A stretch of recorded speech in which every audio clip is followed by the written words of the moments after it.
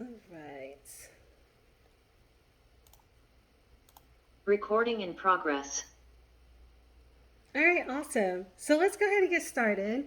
So, welcome. I really appreciate you joining. I know you could be absolutely anywhere today, but you decide to be here with me. So, I'm really thankful for that. And I know you're here because you have a lot of questions about passively investing in multifamily real estate. And so, one of the things that I love to do is I love to teach about this topic. It's a topic that people have heard about, but they don't really know what it is. They're not fully understanding what multifamily is and what exactly passively means.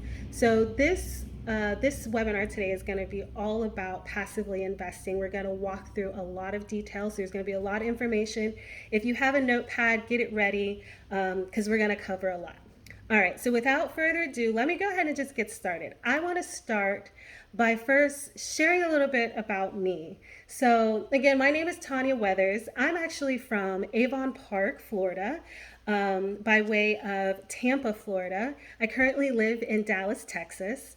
I am a senior instructional designer and I specialize in e learning development and training programs. I've been doing for that for about 15 years and I really enjoy it. I have an associate's in computer engineering, a bachelor's in magazine journalism, and a master's in adult education. I've actually been investing in real estate since about 2014. I started with Airbnb short term rentals. I soon went into house flipping and house hacking and now multifamily. And right now I'm focused almost full time on multifamily.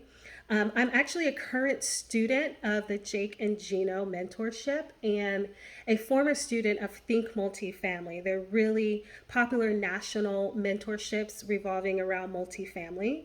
I love to travel and experience different cultures. And then I'm really passionate about breaking generational curses through self healing and financial wealth. Those are the two things that I'm really passionate about. So that's just a little bit about me. So let's go ahead and get started. So, the topics, I'm going to cover 5 things today. So, the main one will be about your why statement. Well, not necessarily the main one, but one of the topics we'll talk about is your why statement and your financial goal. That is probably the biggest thing that I talk to people about before they even think about getting into real estate because your why statement and your financial goals will help you align your strategy with exactly where you want to invest when it comes to real estate. Then we'll talk about exactly what multifamily is, why multifamily is the best investment, how do you invest in multifamily, and then where to start as a passive investor. So those are the 5 topics we'll cover. I'm happy for you to jump in and ask questions. Feel free to use the chat as well, or you can unmute yourself and ask questions as I go along. We have a lot to cover, but if you need to interrupt me for me to clarify anything, please do. All right. So, what is your why statement? So, when it comes to your why statement, I think knowing your why statement really helps you to understand your purpose. It gives you drive and it really motivates you to move towards your ultimate goals. A lot of times people will say, oh, I just want to get into real estate because I want to make money. I hear a lot of people make money and I want to build wealth. Okay, yes, we all know it's about the money, but what is it that you're trying to accomplish with that money? I think it's really important to dive a little bit deeper because investing in real estate, I'll be honest, it is not easy. It takes a lot of education, it takes time, it takes strategy. And if you don't have a why behind what you're doing, you are likely to just quit and say, you know what, this isn't for me. So I really do believe having a why statement behind what you're doing is really important. And I always like sharing my why statement. So here's my why statement. I want to have unlimited options so I can live in all the abundance that the world has to offer. I no longer want to worry about time, money, energy, or my ability to give to others. That is the why statement that I live with on a day to day basis. I love to travel. I love to eat. I love to experience new things. I like being outdoors.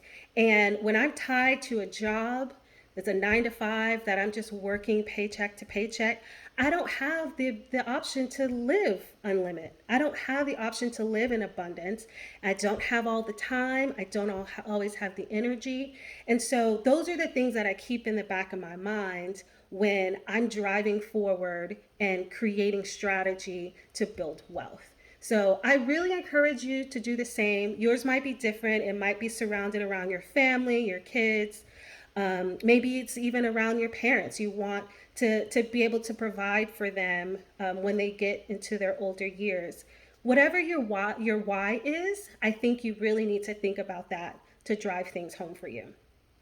The next thing is setting your financial goals. So, again, real estate does take money. And if you don't understand what it is that you're doing with that money, you can get lost and you can have a hard time figuring out exactly where you want to put your money. So I actually recommend that you do something called create SMART goals. You may have heard of this, may not. But SMART goals is a way to define goals as specific, measurable, achievable, realistic, and timely. And it allows you to get a little bit more focused with your goals. So here's some examples, right? So when we say specific, it means what do you want to do? So as an example, we'll say, I want to save $15,000 a year so I can travel 3 months out of the year. Okay, how is that measurable? How will you know when you've reached that goal? Well, I'll review my finances every month to measure how much I've generated. And the goal in this case, let's say it's 1,250 a month, right? That is the goal. So you know that if you're making 1,250 a month, then you are on track to reaching that 15,000 a year. So how do we make it achievable? Is it in your power to accomplish it? So in this example, yes, I'm currently generating 500 a month in extra income and learning how to invest in real estate to generate more. So you know it's achievable because you're putting the correct steps in place. Realistic. Can you realistically achieve it? Yes, this is realistic because my real estate strategy can generate at least $2,000 a month. And then timely, what exactly do you want to accomplish in that time frame? Or what time frame? 6 months, right? So I think having some sort of SMART goal to align with your own personal financial goals is really going to help you determine which strategy. Because I'll tell you, when I first started off with real estate, I had this number in my head and I was like, I want to make $5,000 a month in Airbnbs. Well, I didn't realize that it's going to take me probably about 10 Airbnbs just to do that. And then I had to figure out, okay, is that measurable? Can I realistically do that? Do I have the time and energy to do that? Do I have the money to do that? And so it made me kind of rethink what my strategy was based on my financial goals. All right, so here's some questions that I think you should ask yourself when you're thinking about your financial goals. So one, what is your financial goal? We just talked about that. How does that break down yearly, monthly, weekly? So in the example we had before, say $15,000 a year. All right, what does that break down to on a monthly basis? $1,250 a month. What does that break down to a weekly basis? Roughly about $312 a month. Is that realistic, right? Does that make sense for you to be able to do with whatever real estate goal that you have? Then I really suggest you have a personal budget plan. And the personal budget plan that I follow is actually the 50-30-20 plan. It's where you take 50% of your income and you put towards your fixed expenses. That being your house, your car, your insurance, things that do not change and are necessities for you to live. 30% of your income goes towards flexible, meaning anything that is not consistent on a monthly basis, anything that you don't need, like that Netflix subscription or the gym subscription or the massages, whatever it is, that's the 30% flexible, that's your play money. And then 20% savings. So 20% of your income automatically goes to savings. Now I have this plan, I have it taken directly out of my paycheck. That 20% I barely even see. And that 50 and 30, I allocate appropriately depending on my fixed or expense, my fixed or flexible. And the reason that I really harp on having a personal budget plan is because the question of how much money do I need to save in order to invest, or the question of, well, I have money, I have about $20,000 to save. Can I start investing? And my question is, well, how does your budget look? Because if you have $20,000 that you saved, but you're not budgeting your money right, let's say you go overboard and spend extra on the month in places you shouldn't have, now do you have to tap into that savings? Like, what does that look like for you? So, do you have a budget plan? Are you following that budget plan? Another thing is, how is your credit? Credit does play a big part when it comes to some real estate strategies, not all, but some. And then, how much do you have in your savings and how much do you have to invest in real estate? So, those are probably the biggest things that I would really want you to ask yourself when you're thinking about, before you think about investing in real estate. I do have a worksheet that kind of helps you break that down. After this webinar, I'll make sure that I give that to you and you have access to it and you can use it to decide your financial goals. And then a couple more things. So I have a few tips when it comes to your personal goals. One, keep your personal savings separate from your investment savings. That is a big one. Again, I get people say, oh, Tanya, I have $20,000 to invest that I've been saving up. Where can I put my money? And my question is, wait a minute, is that for your personal savings or is that for your investment savings? Again, I believe personal savings should be for rainy days, an unexpected bill, perhaps you get into an accident, perhaps you need to help out a family member. Do you have money to do that, or are you dipping into your investment savings, right? So always keep your personal savings separate from your investment savings. Tip number two, always work on your credit. I have been working on my credit, I don't know, 10, 15 years I've been working on my credit, and I always think that it can get better. Unless you're at an 850, I think you can always work on your credit. And all it's going to do is put you in a better position when you start investing in real estate. And then tip three, adjust your budget plan as needed. It doesn't have to be something that you always stick to. I didn't always start off with the 50, 30, 20 plan. Those numbers have wavered over the years, but whatever it is, you can feel free to adjust the plan. Just make sure that you have a plan. All right. So before I continue, let me know if you have any questions. John, do you have anything, any comments, any questions based on what I've said so far? And your silence is fine. I know you're multitasking too. All right, cool. Can you hear me? Yep, I can hear you.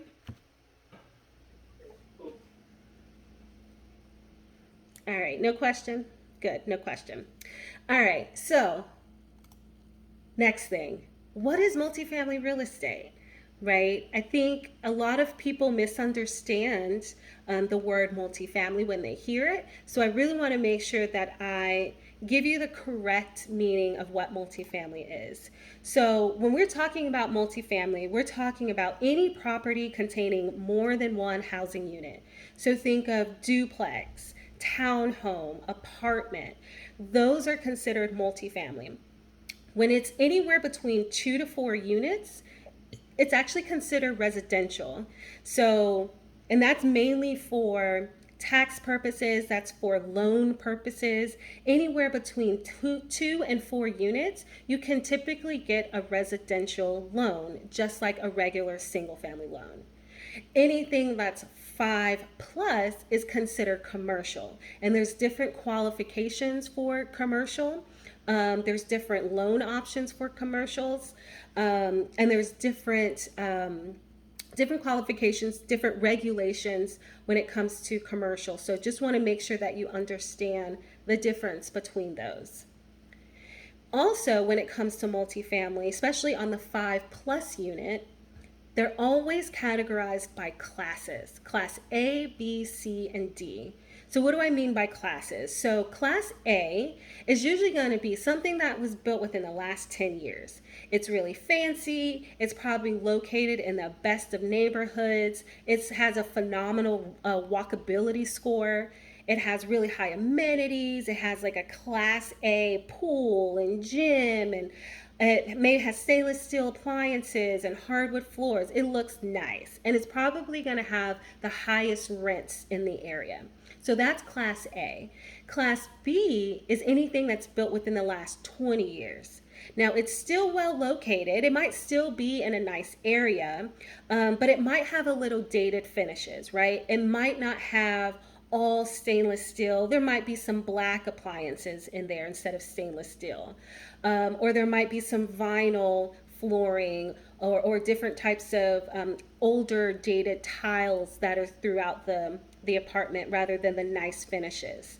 The common areas aren't as nice as a Class A, right? It might have a pool, but might not be like an Olympic style pool, right? And then it also might have deferred maintenance, which means that it still might need some maintenance here and there.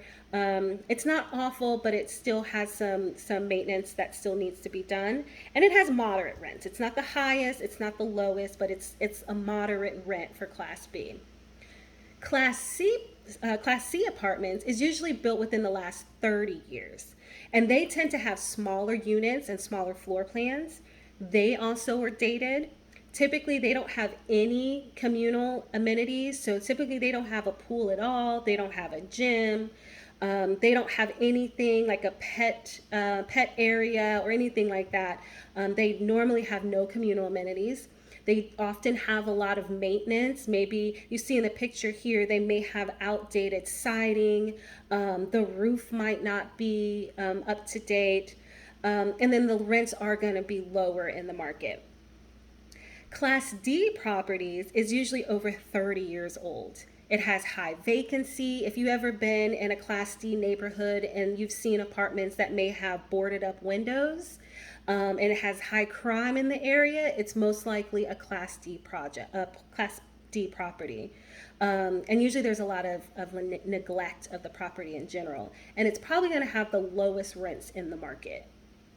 So it's really important to understand these different classes because when it comes to real estate strategy, some investors only invest in specific class types. Me, for example, I only invest in Class B and Class C.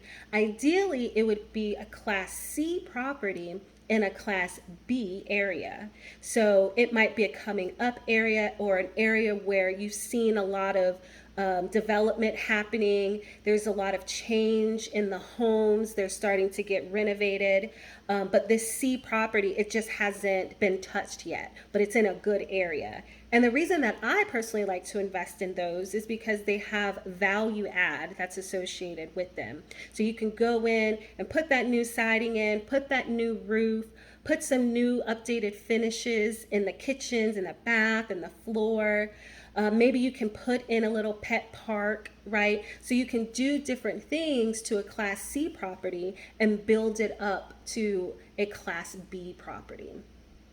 So that is all about what multifamily real estate is. And again, I just want to pause just for a second to see if you have any questions. Again, your silence is also okay.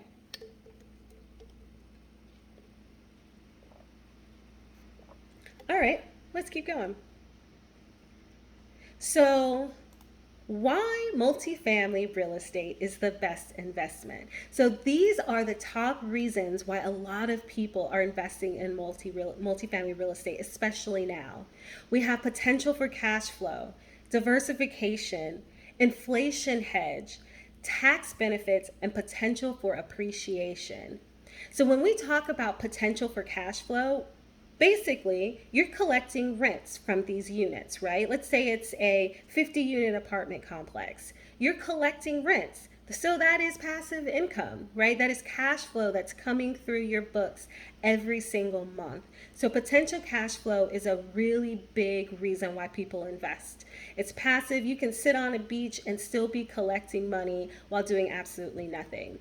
Now, the reason it says potential cash flows because not every real estate deal cash flows, especially not in every market and not in every market cycle.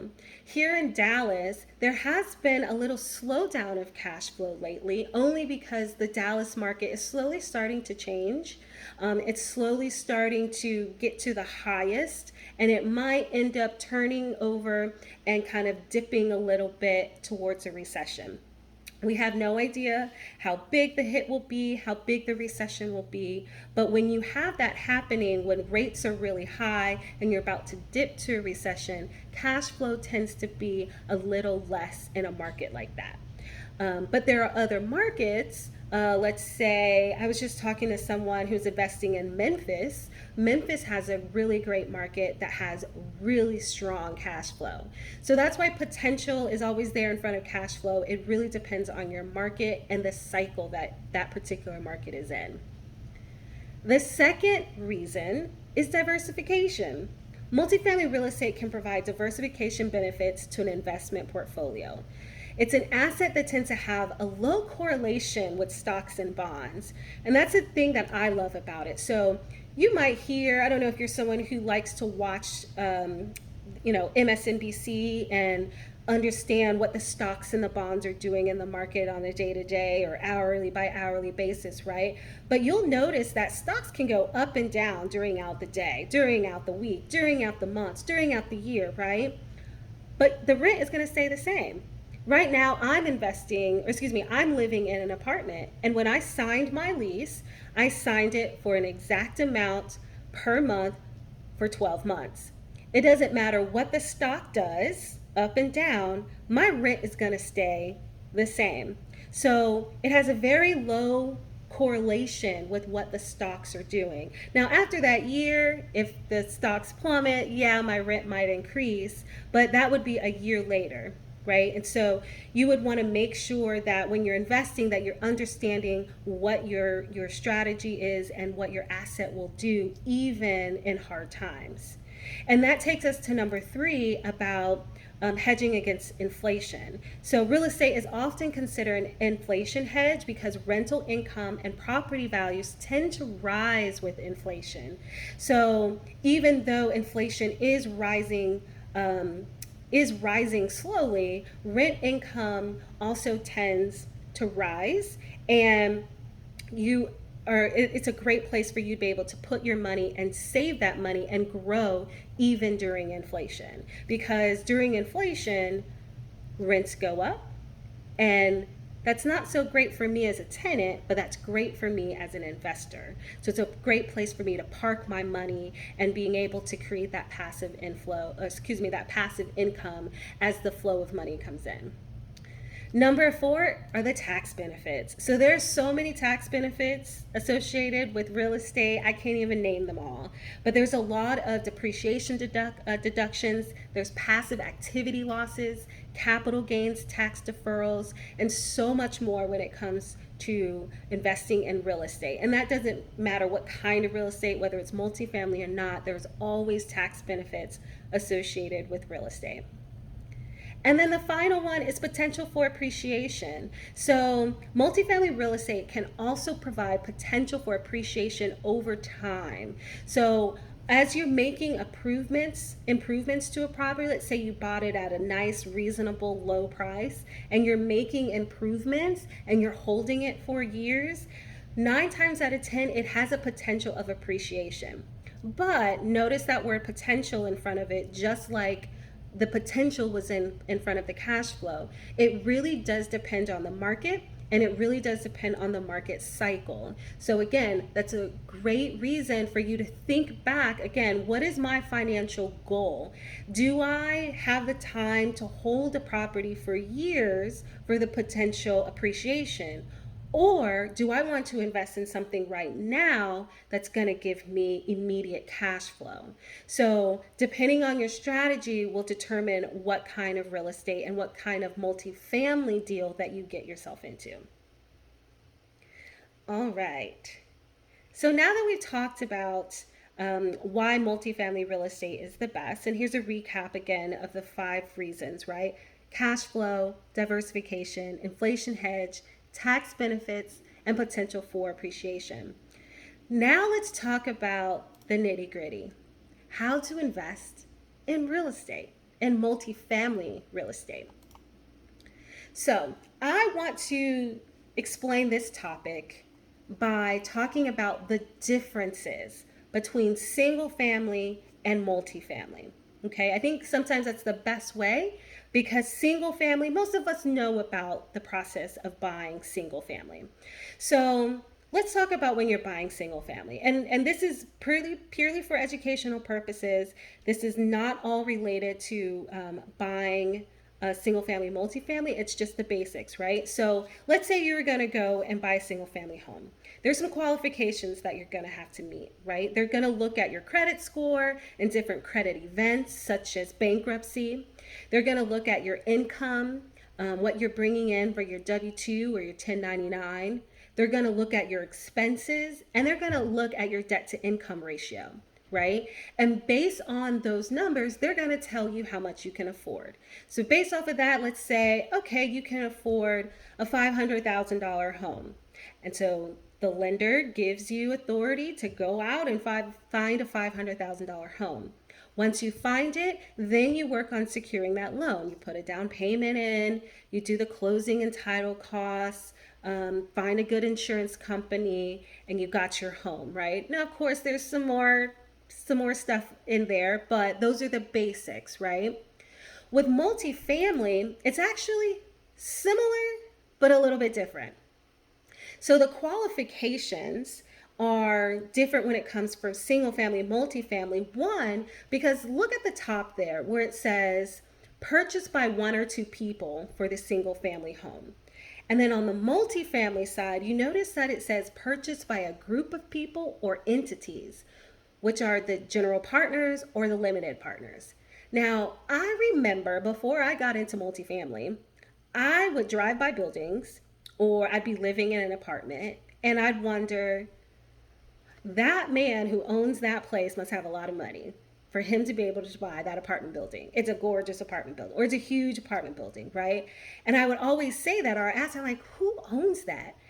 Now that I understand a little bit more about multifamily, I now understand that it's not going to be just one person. 9 times out of 10, it's a group of people or a group of entities that own that multifamily apartment.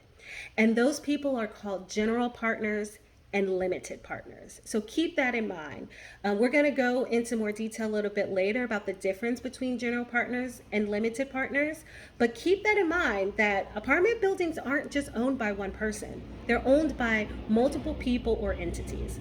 And so when it comes to the qualifications for multifamily, the qualifications and the securing of the loan involves the entire group. It's not just one person or each person, right? It's the group as a whole. So they look at things like the net worth, the liquidity, the credit scores and events, the borrowing entity, the experience, and the deal. Again, those aren't all the things that they look at, but those are the majority of the things that they look at for you to be able to qualify to get into a multifamily deal. And so, just for example, when it comes to the experience, you may not have any experience when it comes to multifamily. I know when I first got into it, I didn't have anything. I was still learning when it came to the experience. So I didn't have any. But the people in the group that I was investing with, they had the experience. And not even all of them. It was only one person that had the experience. But that's all that the lender needed to see, is that there is somebody in this group that has the experience and they've been there and they've done that, right? Another thing with the deal, and I put that in capital letters because that's really different from a single family home. A single family home is not producing income from the home, right? Unless your single family home is an investment and maybe you have an Airbnb or something like that. But even then, the lender is not going to look to see, I wonder how much they're going to get for their Airbnb. They're not looking at that. For multifamily, they are. They want to know, what do you expect to get from rents? What are the expenses going to be? who's going to be the team that's going to be working this deal. They want to know the net worth of the people that are going to be involved. They want to know everything. They want to know about the returns at the end of the day. Is this going to be a bust or not? Right? That's what they really wanting to know when it comes to the qualifications outside of the net worth and the credit score.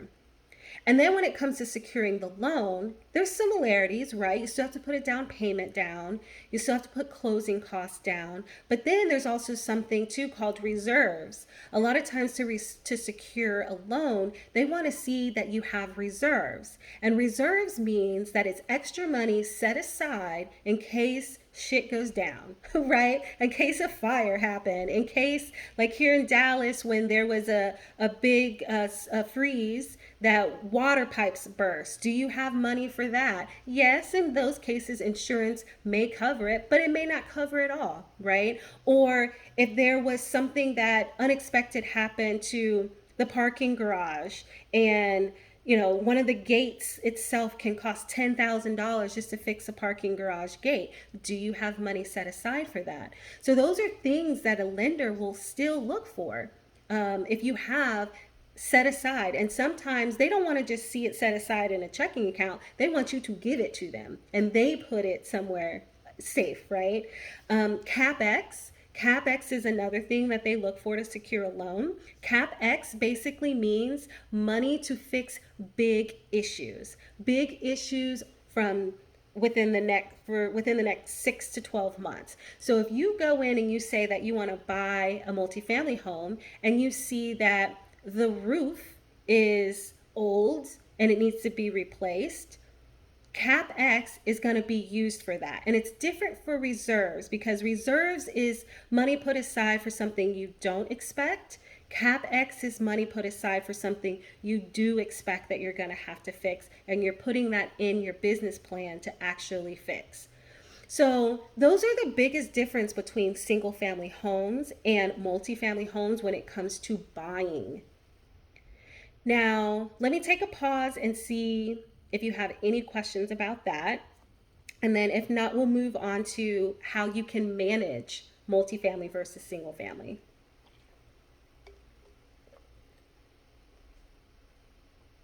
Okay, good, no question. So let's talk about managing single family versus managing multifamily.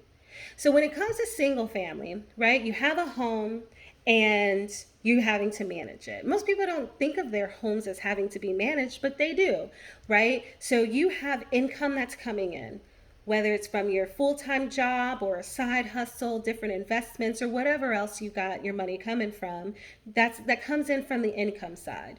Then you have your monthly expenses, right? You have your mortgage, you have your property insurance, taxes, HOA, utilities, maybe you have security system, maybe you have lawn care, pest control, or some other expenses, right? You're having to manage what comes into your house and what goes out of your house to successfully manage it. So you don't go into foreclosure or you don't have to dip into your savings, right? So that's when it comes to managing a single family. Now, believe it or not, managing a multifamily is almost identical. The only thing is that the income and the expenses are a little bit different. So instead of it just being income from your full-time job, the income is actually coming in from the rents, from the application fees, parking fees, pet laundry fees, rubs, right? So those are different things that how a multifamily operator can create income.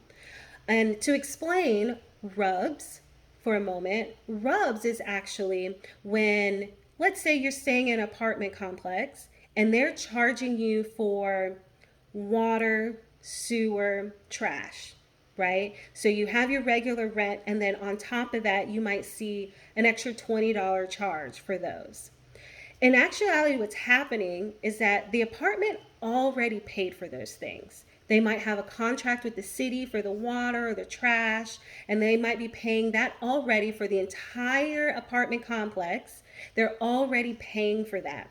And that $20 that they're charging you is them paying themselves back. And what they call it is RUBS.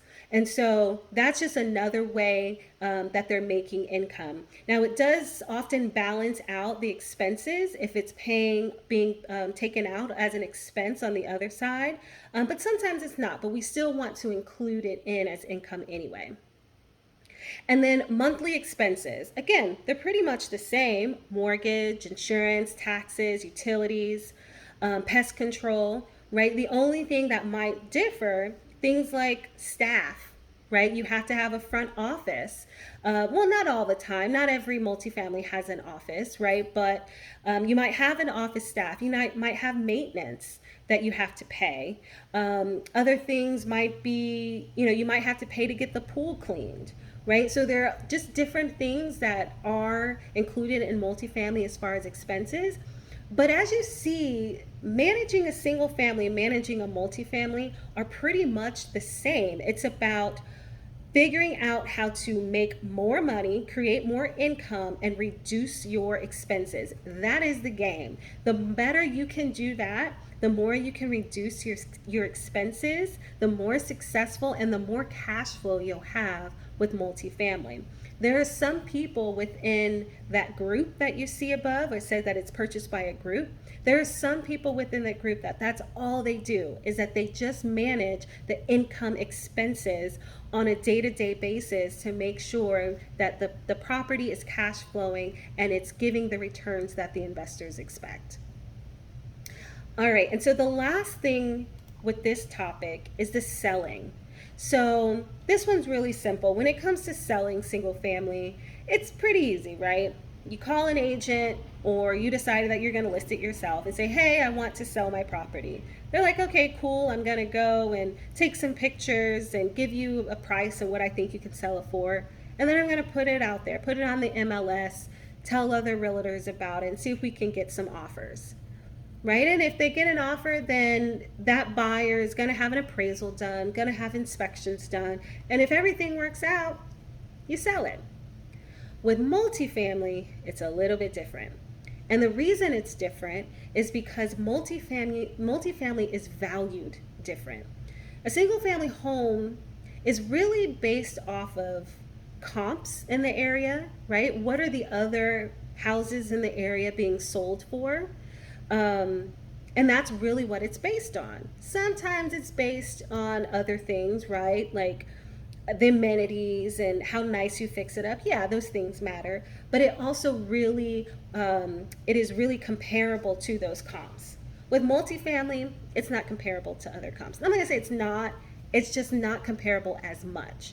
So when it comes to selling it, right, you can still get a real estate agent or real estate broker, or you can still sell it yourself. But the process side is different. So when it comes to underwriting and managing, underwriting is basically managing and figuring out what that income and expenses are doing over time. So you're going to take what's called a T12. A T12 is basically a trailing 12, a T12 of the last month of profit and loss statements. So you're going to see, okay, what was this profit for the last 12 months? What were the losses over the past 12 months? What were the rents over the last 12 months? What were the late fees? What were the mortgage payments? What was all of this stuff? And we're going to put it into an underwriting spreadsheet so we can see, is this a good deal or not? Are we going to be able to project over a few years, all right, if we raise the rents, if we, if we decrease the expenses, if we increase the income in some kind of way, will we meet a good return in 5 years, in 7 years, right? That's what the underwriting process is. There's also extensive due diligence. So on the single family side, there was a talk about appraisal and inspections, right? Well, with due diligence, it's a lot more than appraisal and inspections. A lot of times with single family, they might look at the roof, they might look at the foundation, right? They'll look at the plumbing, electric, things like that. But you're talking about large buildings, so they have to do extensive due diligence and look a little bit deeper. In some cases, they might even do environmental studies to see how toxic is the ground, right? So those are just different things that are involved in when somebody goes to sell the property and buying as well. It's kind of on both sides. They also have to do market research. Is there job growth in the area? Is it in a path of progress? Path of progress means basically, is there new development happening? Is there new money in the city being put in this area where you're buying? Also want to know, are there good demographics in that area? So there's different market research that needs to be done. And then exit strategy, right? So what are they going to do with this? Are they going to just hold it for a year or two and they're going to quickly fix it up and quickly sell it? Or are they going to hold it for five years or hold it for 10 years? What is the process that they're going to do upon exit? So all of those things are included in selling. And it's an extensive process, I'm not going to lie. Buying, managing, and selling multifamily real estate, it does take a lot of education and it takes a lot of understanding of what this process is. And so one of the things that I always say is that you need to be mindful. Be very mindful, because it's extremely important to understand the ins and outs and to educate yourself so you can avoid pitfalls and prevent yourself from losing a lot of money. So that's why I really enjoy teaching these sessions, because there's a lot of information out there, but a lot of times it can get muddled, right? And so you want to make sure that you're educating yourself, you're doing your own due diligence, you're doing your own research about the topic so you don't get got. Just say it like that. All right, so before we go on to the roles and responsibilities of general partners and limited partners, I'm just going to pause again to see if you have any questions whatsoever. And again, I do have a Q&A session planned for the end, so you can always ask questions too. All right. Roles and responsibilities of limited partners. So, as a limited partner, and that's really what we're talking about today, right? Because there are two different types of partners. There is a general partner and there's a limited partner. And so the difference is, a general partner are the partners that do it all. They're considered active. They're also referred to as syndicators or sponsors. So those might be thrown around: general partners, GPs, syndicators, sponsors. Those are all the same thing. They're responsible for the day-to-day operations and all the key decision making. They're the ones that are sourcing and looking for the deal. They're negotiating, underwriting, hiring staff, executing the plan. They're raising the capital, and much more. They also have equal liability within the general partners. Now, a lot of time it does depend on how much the general partners are putting into the deal themselves, but most likely they all have equal liability. Passive investors, though, which are also known as silent partners, they're just putting money in. They're just investing their money in exchange for a portion of the profits. And they have limited liability to the extent of their share. So let's say that they're only putting in, let's say they only have about 10% of the share, then they only have 10% of the liability. So those are the big differences between the active and the passive. And what we'll talk about from this point on will be pretty much about the limited partners, because limited partners are the ones that really allow you to have the most time and energy, where you don't have to put it all into finding deals and negotiating with lenders. You can just give your money and sit back and collect cash flow. So that's what we'll be talking about. So, roles and responsibilities of limited partners. So here are some prereqs that you need to think about before becoming a limited partner. One, you really got to like real estate. I have to say, because a lot of the times these deals they're long-term deals. So if you're still on the edge about, is real estate really what I want to do? Is real estate really the place that I want to put my money to hedge inflation? If you're having doubts, I wouldn't invest in real estate, because the prereq is like you kind of have to like real estate to invest in it, right? You must want to be a passive investor with limited liability and limited control. And then every sponsor has a different strategy. You need to decide what works for you and find sponsors who align with that. Again, that goes along with what I was saying before about deciding what your financial goals are to determine what your financial strategy is.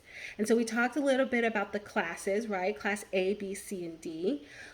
Those classes, they create different kinds of strategy. For example, Class D.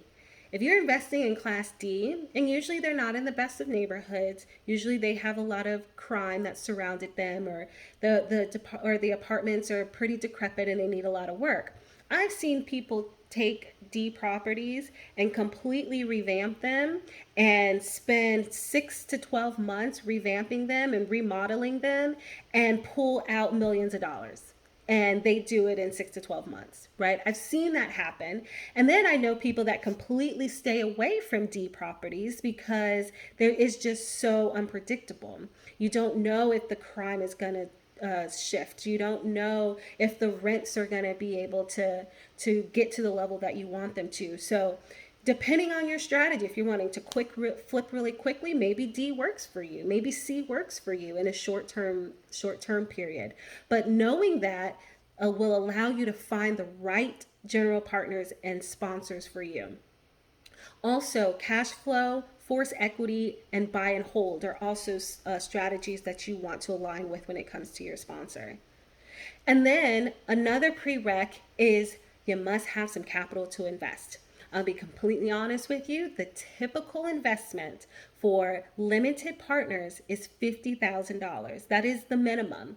And that is normally for larger apartments, right? And then that 50 plus multifamily, or excuse me, that 5 plus multifamily that we talked about. I have seen some deals out there where 20,000 or 25,000 is a minimum to get in, but the typical is about 50. Okay. All right. Some more prereqs. So you also need to know what type of investor you are. So there are two types of investors, and these definitions are based on the Security Exchange Commission. Whenever you're going into a group together to invest with people, and usually it's under, I mean, there's some conversation about out there about what's the exact number, but I would safely say if you're investing with 5 people or more, you're going to have to follow the SEC regulations. You have to.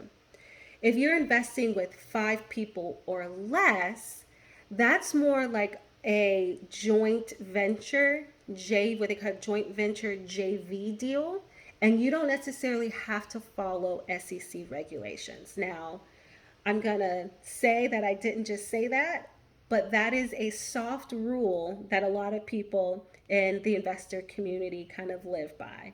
So it's about 5 or less. There's some people that have did 8 people in a group and still didn't have to follow SEC, but I digress.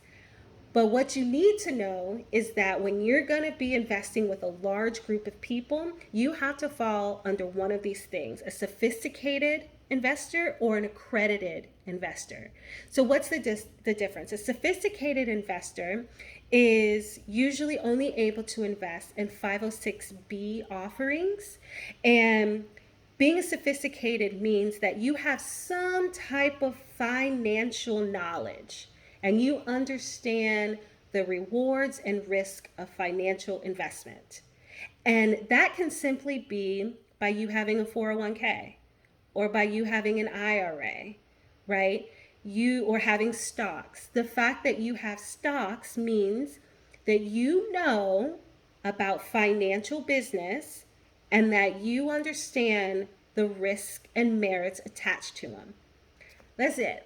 That's the only qualification that you need to be considered a sophisticated investor. Now, sophisticated investors cannot invest in any and all deals, right? And so that's why it's very good to understand which one that you fall under so you know what kind of deals that you can invest in.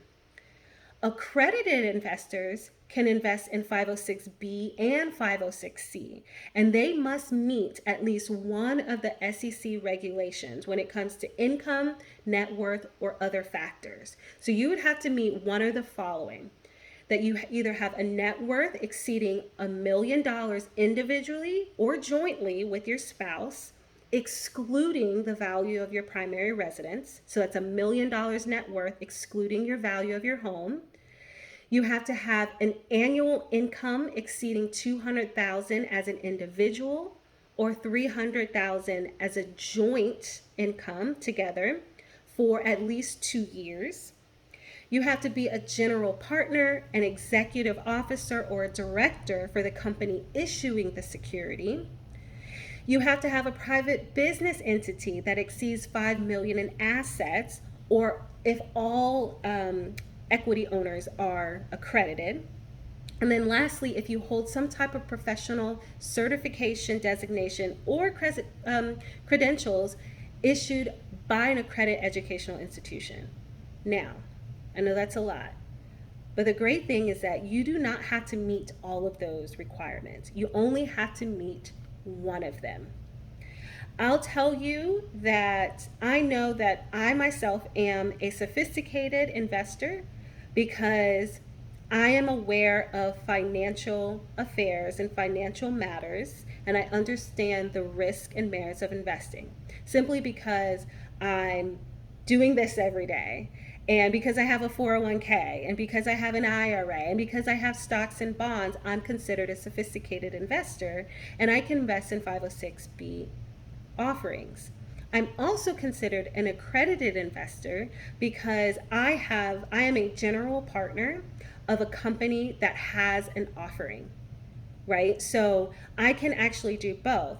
I'll be honest, I do not have $1 million in net worth. I wish I did. I'm working on it, right? That's why I'm investing in multifamily. But I don't fall under all of these bullet points, and you don't either. And so keep in mind that it is not a holistic thing. You do not have to meet all the requirements. You just have to meet one or the other. Most people that I personally run into qualify for the sophisticated simply because they might have a 401k or an IRA or something like that. Okay, so those were the prereqs. I know those were a lot of prereqs, but those were the prereqs when it comes to understanding what you're getting into and your roles before getting into an investment. So here's what you need to do if you're interested in getting into multifamily. One, you need to find an investor and you need to talk to them. You need to see, and not necessarily an investor, a general partner, a sponsor, right? You need to talk to them and see if you like them. See if they're just genuine people. See if they're ethical people. I say that is number one. I've actually invested with some people that I don't really like, and I don't think I'll really invest with them again, just because I don't think that our values aligned, right? What is their background? What's the team like, and what's the roles? How many deals have they done? What markets do they invest in? How do they communicate with their investors? Do they communicate monthly, quarterly? What percentage of their own money have they invested? And then always ask for references of previous and current investors. So these are just a few things that you need to think about when you're looking for a sponsor to work with and you're looking for investors. When it comes to the SEC regulations, a lot of them are going to require that you have a substantive relationship with that sponsor, meaning that you've talked to them on the phone, you've been educated with them, maybe you've had coffee with them, right? And that needs to be noted somewhere. So those are things that you really want to do, is to get to know your sponsor. Another thing is analyze the market that they're offering, right? And so if you find a sponsor and they're like, hey, we have this great deal, would you like to invest $50,000? Like, wait a minute, hold on, let me do some homework. And the homework that you need to do is you need to see if it has great population growth, job growth, income growth, how is the house value growth, and is the crime rate declining. We talked about that a little bit earlier. So you want to make sure that you're investing in the right place. Like everyone wants to come to Dallas and invest. Every person that I meet wants to come to Dallas and invest. But they need to know that not all areas in Dallas are good places to invest. And so you need to do that analysis for yourself to really see, oh, okay, they're going to put this place up in Plano. Okay, I think that might be a good spot, right? Or they're going to Frisco. Okay, I think I'm okay with investing there. But you need to understand that market before you decide that you're going to get into that deal. Another thing is you need to analyze the property, right? So understand the business plan. What does the GP plan on doing with this property? Are they going to fix the roof? Are they going to put in new countertops? Are they going to put in new floors? Are they going to fire the staff, right? What are they going to do? You also need to know the story behind the property. I always like to know the story behind the property because it tells a lot about where it's been and where the potential is. So, a lot of times I personally try to look for properties where they're run by what we call mom and pop. So it's, literally a mom and pop running the property. Again, I like to invest in C properties. They're running the property. They haven't really increased rents in like 5 years. They're not really running the office that well. Everything is written on paper. They're not using any kind of software. And they're just trying to get out of it because they're done. They're tired, right? And I love to know the story because that amps me up. Like, oh, okay, this is going to be a good one. They haven't been managing it right, so we're going to get really good returns. So understanding the story behind a property, I think, is always a good thing to know as well. And then understanding the underwriting. I think we talked a little bit about that before, right? The income, the expenses. What is the goal to raise the rents? How does it compare to other rents in the area? What kind of debt is going to be used, right? What kind of loan is going to be used? Are we refinancing this after a few years? If so, what then, right? Do we get our money back? So those are the questions that you want to ask when you're analyzing different properties. Number four is you want to understand the structure of a deal. So this is where the money is, right? This is where your returns are. And I won't get too deep into this, but I'll tell you that understanding what we call the structure or the splits is really, really important when you're looking at multifamily deals. One of the biggest examples of different splits is an LP-GP split. For example, the percentage of equity is split between the LPs and the GPs. As an example here, we have a 70-30 split, right? A 70-30 split where the passive investors own 70% and the active investors, the GPs, own 30%, right? So that's an example of a LPGP split. There's also preferred returns, Class A and B investors, waterfall.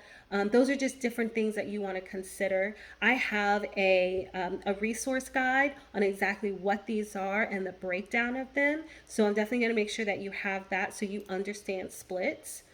And then also a part of that are the metrics, the key numbers you want to look at. So if somebody comes to you and say, I have a deal, these are the numbers you want to ask for first. What's the IRR? What's the cash on cash return? What's the average annual return? What's the equity multiple? You need to know those because that's what's going to determine what the deal is. There's some people that come to me and say, I will not do a cash on cash that's any lower than 12%, right? Or I'll do an IRR that's no lower than 100%. And those are specifics, and you need to know what your specifics are because, again, that's going to align with your financial plan. And then finally, when it comes to roles and responsibility, it's the legal document. So there are really important legal documents that you need to consider, right, before you become a limited partner. You have the subscription agreement, which basically certifies that you qualify to invest. There's the operating agreement that lays out all the duties and responsibilities of everybody, that lays out all the profits and the splits and when you're going to get your money and when you're going to be able to vote and make decisions, right? That's the operating agreement. And then the PPM, the private placement memorandum, that's basically going to be a project plan, right? It's going to be a document to say exactly what you guys are going to plan on, what they're going to plan on doing with the property, how they're going to operate it and manage it, how they're going to manage risk, what are the projected distributions, right? So those are the main documents that you'll probably be asked to sign before you start investing in a multifamily. And I always say, always get a lawyer. Get a lawyer, have them look at it, never sign anything, especially a multifamily, without somebody taking a look at it. All right. So I covered a lot. I covered a lot. And so what I want to what I want you to ask yourself is, can you now answer these questions? What is your why statement and your financial goal? What is multifamily real estate? Why is it the best investment? How do you invest in multifamily, and where to start as a passive investor? I really hope that you can answer those questions, and I hope I did a good job of explaining them. It's a lot of information, but I can tell you I didn't learn this stuff overnight, and you won't either. But I think it's really great that you at least started the journey by coming in and joining us. So that's it. That's all I have for you. So I'm going to stop and pause and see if you have any questions whatsoever. I don't care what question it is. Let me know. I'm happy to share. Matter of fact, I'll go ahead and I will stop sharing my screen and stop the recording. And so if you have any questions you want to ask, you let me know.